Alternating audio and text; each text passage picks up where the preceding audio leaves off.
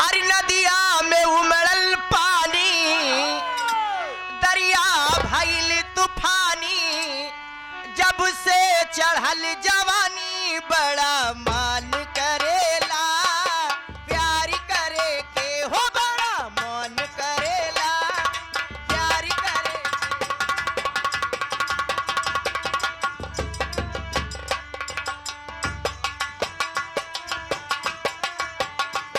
नदिया में उमड़ल पानी, दरिया भइल तूफानी, जब से चढ़ल जवानी बड़ा मन करेला, प्यार करे के हो बड़ा मन करेला।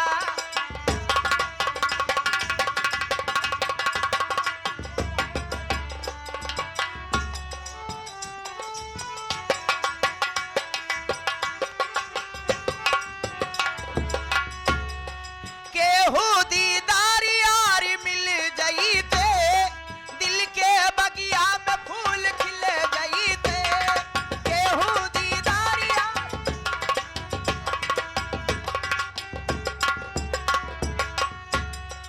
उनकर से हम करती शादी हो, पूरा होइत मन की मुरादी हो, हो हो हो हो हो हो हो हो हो हो। अजबई होइत कहानी, हो जईती हम दीवानी। का लखा कहा हाय राम, देखा चबुरी दाब के कैसे मूड़ी हिलाए हैं। बोलावा जी नइखे उमर नदानी, झलके लगल जवानी, जब से चढ़ल जवानी बड़ा मन करेला, प्यार करे के हो बड़ा मन।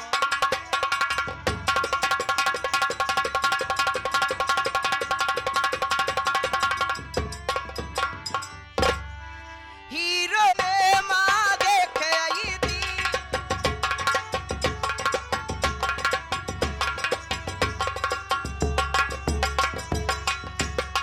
हीरो हुंडा पे हम घूम आई थी, संगे सिनेमा देख आई थी, लागी बदन सुरसुराई हो, ओढ़नी हमार उड़ी आई हो, हो हो हो हो हो हो हो हो।